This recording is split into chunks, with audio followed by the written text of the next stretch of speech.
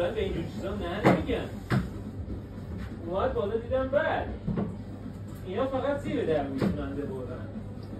بغلشو نمیتونن. بغلو نه. دیگه رکب.